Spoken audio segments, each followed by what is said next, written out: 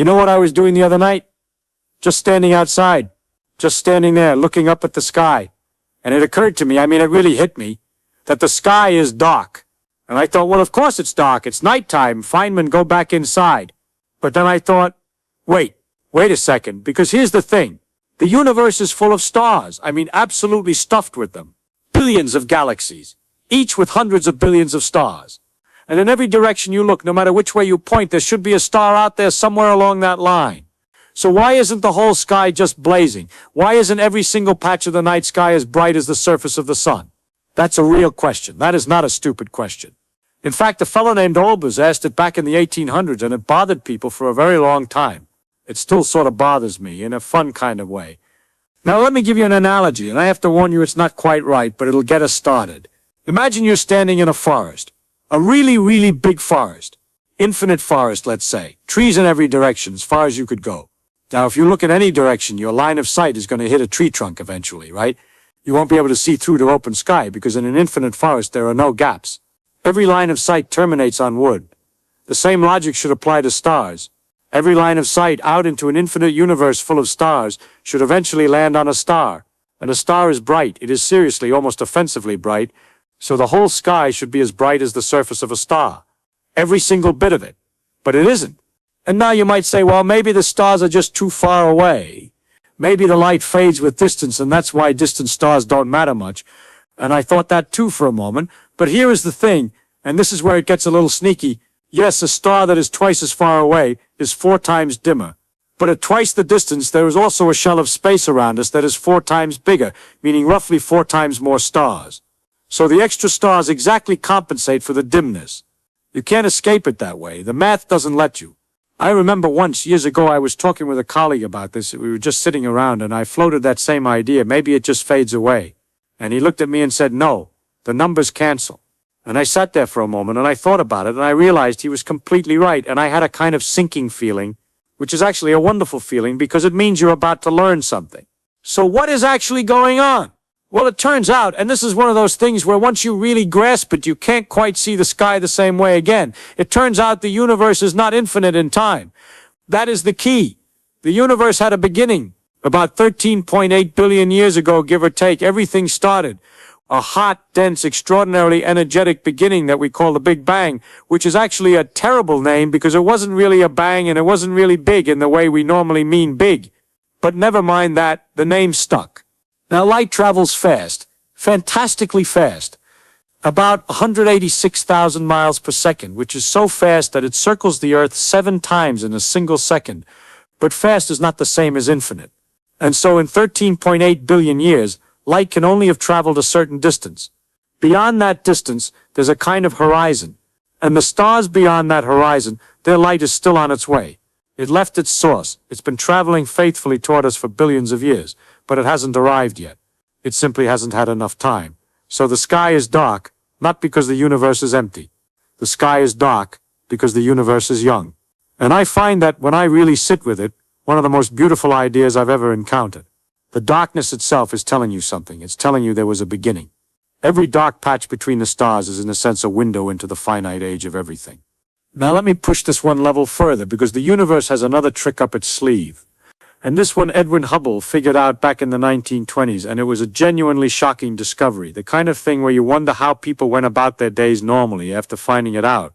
The universe is expanding. Every galaxy is moving away from every other galaxy. And the farther away a galaxy is, the faster it's receding. Now this sounds like everything is running away from us, like we're somehow in the middle, and everything is fleeing, which would be a very peculiar situation.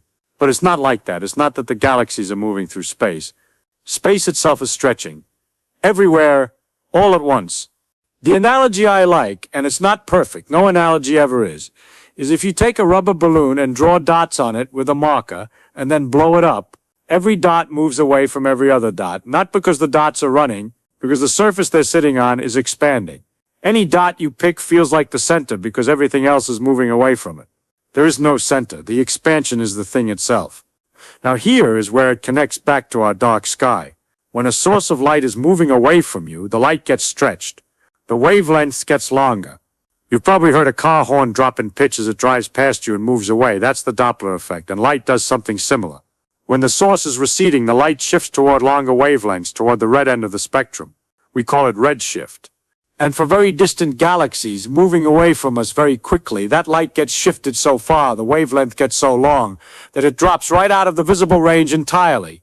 It becomes infrared light, which your eyes can't see. Farther still, it becomes microwave radiation, radio waves, completely invisible to your naked eye.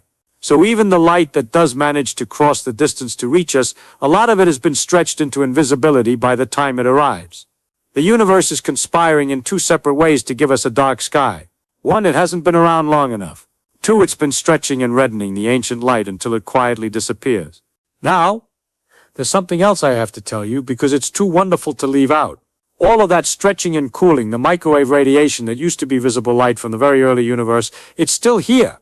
It fills the entire sky uniformly. Every direction you look, if you had microwave-sensitive eyes, you'd see this faint ancient glow coming from everywhere at once. We call it the cosmic microwave background, and it is literally the afterglow of the early universe. The light that has been traveling since about 380,000 years after the Big Bang, when things finally cooled enough for light to travel freely for the first time. It was there all along. And when two scientists named Penzias and Wilson accidentally detected it in 1965, they thought there was something wrong with their antenna. They even cleaned pigeon droppings off the equipment trying to get rid of the signal. And it turned out to be the oldest light in the observable universe sitting in their antenna, demanding to be noticed. I get a kick out of that. I genuinely get a kick out of that. Now, I want to be honest with you about something, because I think honesty is the most interesting part of any scientific conversation. There are questions here I cannot answer. Questions nobody can answer. Why did the universe begin at all? What was there before the Big Bang, if before even means anything in that context? Why did it start in the particular state it did? A hot, dense, low-entropy state that would eventually allow atoms to form, and then stars, and then heavier elements forged inside those stars, and then planets, and then whatever came after. I don't know. I mean, I really don't know. And I'm not saying that to be modest.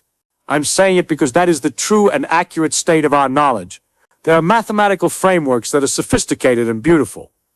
There are ideas about what might have come before or whether the question even makes sense, and some of them are fascinating. But a framework is not the same as understanding. And I think it does people a disservice to pretend otherwise. What I find most exciting is not that we've solved it, it's that we've understood enough to know exactly where the mystery begins. We can draw the line right here, this is what we know, and past this line it gets genuinely strange. And that line keeps moving, which means we keep learning. And that is a very good situation to be in. So here you are. You step outside tonight. Maybe you're somewhere with dark skies, out in the country somewhere, away from city lights, and you actually see the stars properly, thousands of them. And between them, darkness, vast, cool darkness. And now you know what that darkness actually is. It isn't nothing. It's the edge of what light has had time to cross. It's the finite age of the universe written in black across the sky. It's the stretched and reddened ghosts of ancient light that your eyes can no longer detect. It's the expansion of space itself, quietly pulling the distant galaxies over a horizon you'll never reach. Every dark patch between the stars is the universe telling you something about its own history. About how long it's been here, about how it's changing, about what it was like before anything you'd recognize existed. And somewhere out beyond that horizon there are stars whose light is still traveling toward us right now, has been traveling for billions of years, will arrive eventually long after anyone is here to see it. All the rest of it is still on its way, and I'll leave that one for you to think about.